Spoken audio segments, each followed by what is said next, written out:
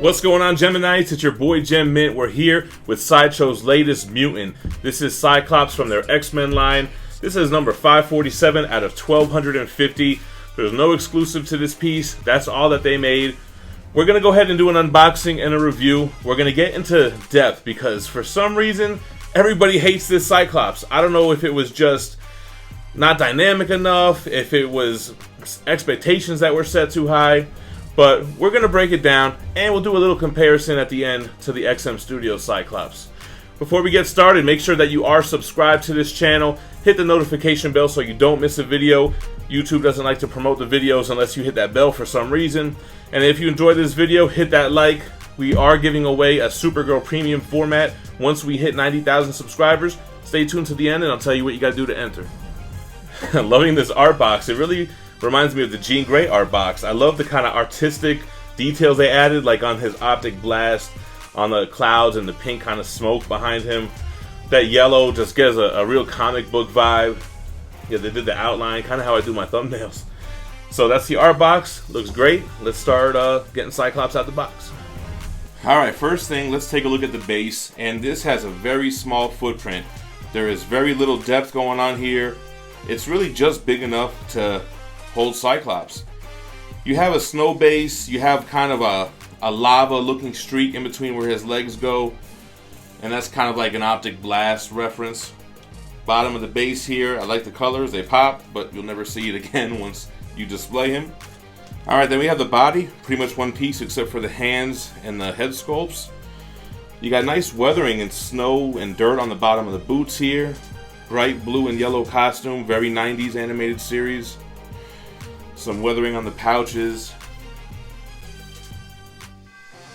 Doesn't really have a lot of texture in the uniform, a little bit on the knees, some line work on the top torso. You can see the muscles and the veins. Alright. We have the two fists. Not sure why it couldn't be sculpted in, I guess just for breakage issues, but you just have two yellow gloves, nice dirt and weathering on them.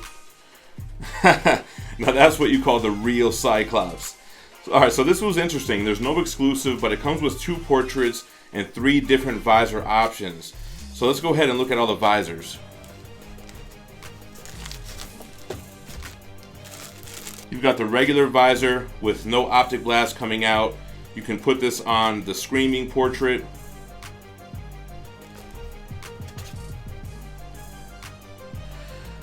Or you can go ahead and put this on the regular portrait. Interchangeable.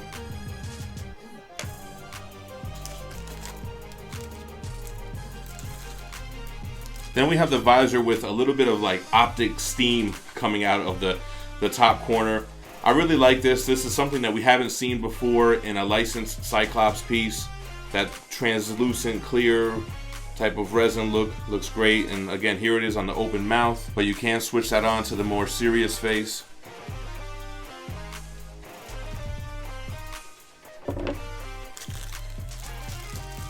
And lastly, we have him shooting the optic blast. It's at the beginning of a blast. I really like this effect. I think it looks cool. Really hasn't been done, like I said, on a licensed piece before. I think it just gives a lot of depth. So that's it on the open mouth. Here it is on the closed mouth portrait. And while we're looking at the portraits, I just want to say I love the paint on him. I think he has that 5 o'clock shadow, looks great. The hair sculpt on both portraits looks really good. A lot of waviness going on, a lot of intricate detail. So that's it. Let's go ahead and get them assembled.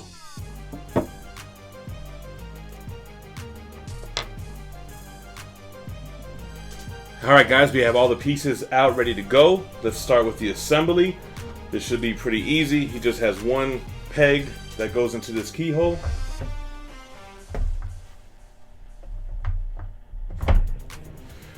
And his foot rests in place in the little slot. It's not really a keyhole, it's just kind of a groove. A stone cold groove. Let's get his fists going. So very easy, keys in with magnets.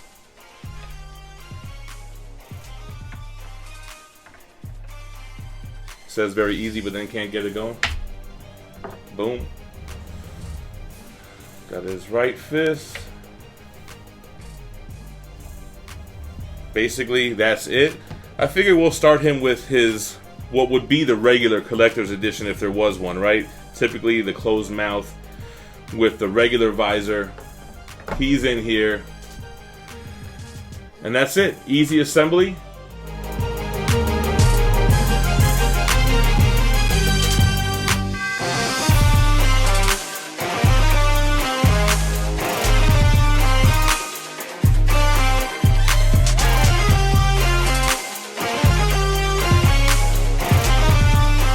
Man, statue engineering has gotten so good in these past few years, how they know to cut it along the yellow strap so there's no neck seam. That looks great. Same with the gloves, cut at the wrist. And there you have his look. Regular, stoic, leadership face. Visor's ready to go.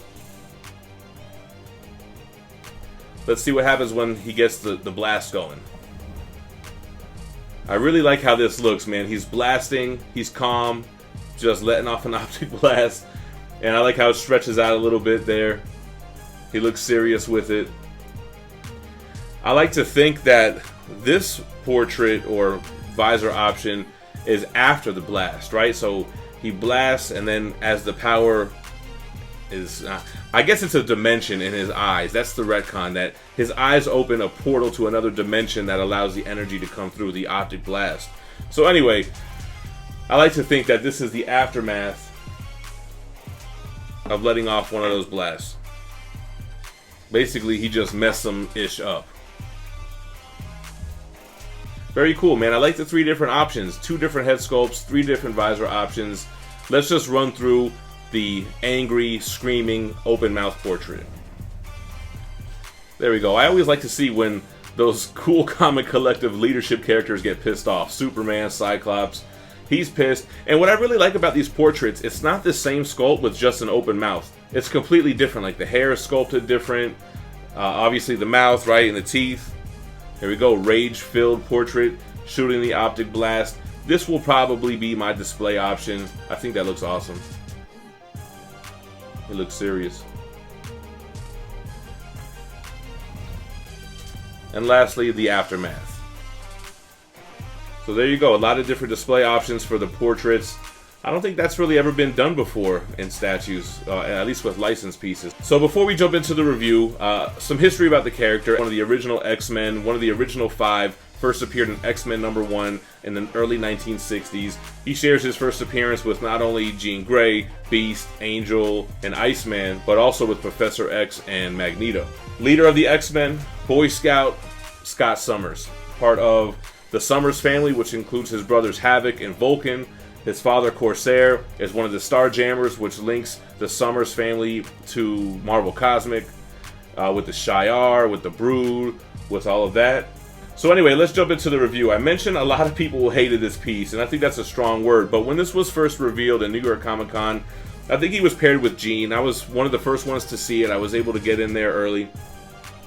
I liked it right away. I was a little surprised to hear how many people disliked it, and I think the reason why is that he's a little bit plain. You know, it's kind of a museum pose, although I think he does have a little bit of an action theme to it. He's leaned forward, his arms are cocked back, he's got the screaming portrait. The base to me goes with others in the X-Men line, so this definitely goes with the Sabretooth base, it goes with the Jean Grey base, with the kind of rock, snow base kind of thing. So personally, I always liked it.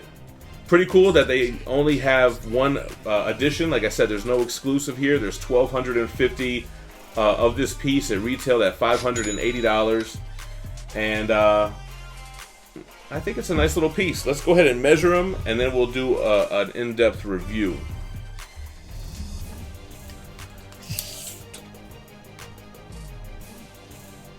So Cyclops stands about 17.5 inches tall.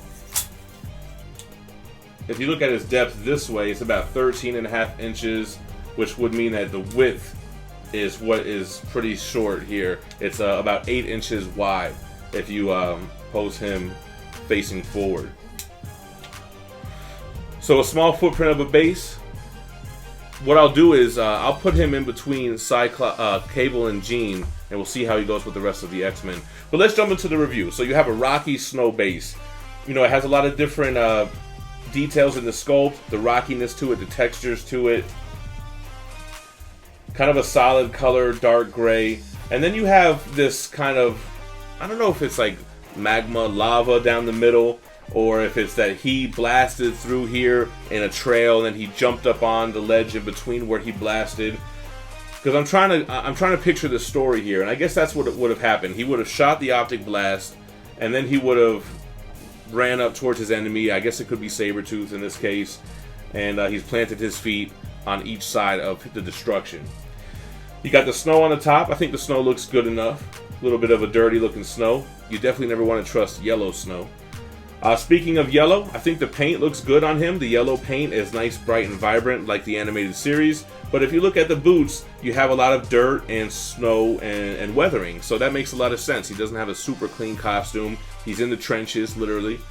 And he's getting his hands dirty, literally. His hands also have dirt on him with no snow. So I think that's good attention to detail, right? He has snow on the boots because that's where his feet are. But his hands just have some dirt because he's getting his hands dirty. You got some nice sculpted in details in the boot, line work, textures, and what have you. Moving up to his thighs is where we get the blue, and you get what we're used to seeing now with Sideshow. Some nice muscle definition.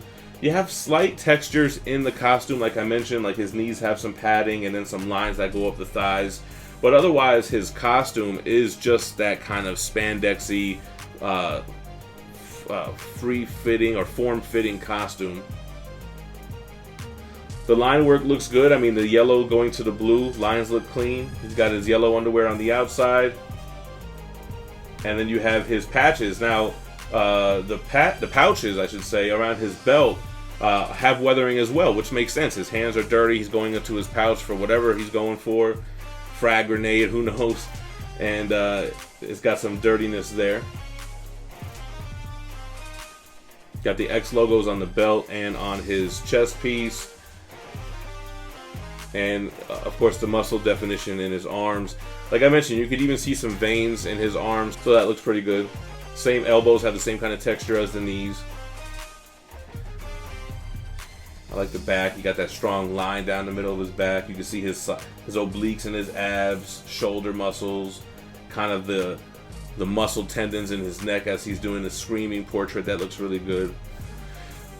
And what more can we say about the portraits? I really like the different options. I like the yellow visor that matches the rest of his yellow costume. I think that looks great.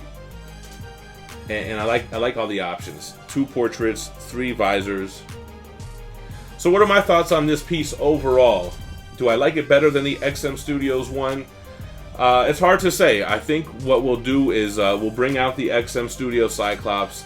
We'll see what they look like side by side, but I think I'm going to do an entire video to really do a versus, right? To really go category for category to see which one's the best. But for now, we'll just give a quick look at what they look together, how they look together, and how Cyclops pairs up with the rest of the X-Men. I've always maintained that I thought this piece would go better with the Sideshow X-Men line. It's designed with those other pieces in mind, right? And that the XM Cyclops would be better to pair with the other X-Men from XM Studios, or even maybe as a standalone piece. So we'll have to see if that's the case. Let's go ahead and jump into that now. Alright, here's kind of a quick look on what the XM Studios Cyclops looks, or how he looks next to Cable and Jean Grey. I think he really matches well with Cable. I think that they have a lot of similarities in their costume. So, I don't know, we're going to have to see how Sideshow's pairs with the rest of his line.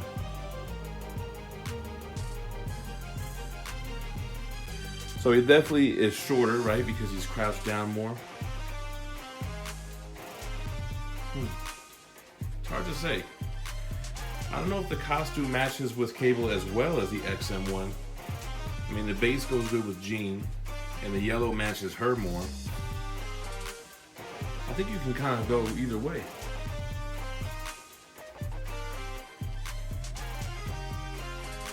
Alright guys, so we'll leave you with a quick look on how both Cyclops pieces look together. Man, they are very evenly matched. I mean, The XM1 does look bigger. I think it has a little bit more presence, right? He's standing more straight up, but the base is even wider. It's got more details going on. But the Cyclops with all those different head switch outs, I don't know, man. Now the XM1, I do have the second torso up there too, so that has other display options. It's going to be a close call when I do a comparison. Stay tuned for that. I'm going to do an entire video to really break these down category by category. I'm talking price, edition size, the paint, the concept, the design, overall thoughts, and we'll have to take a look at that there. But man, this is going to be a close call. It might just boil down to the price. So stay tuned for the Cyclops face-off. Let me know what you guys think about Sideshow Cyclops in the comments down below. I mentioned that we're going to do a Supergirl giveaway. Once we hit 90,000 subscribers, we're going to pick a random winner. How are we going to do that? Well, you got to be subscribed to the channel and comment on one of the videos where I mentioned the giveaway, like this one. I don't know which video I'm going to choose yet, but once we hit the 90K, we're going to choose one of the videos where this giveaway was promoted. We'll do a YouTube random comment generator to pick a name, and we'll do it live during one of our streams.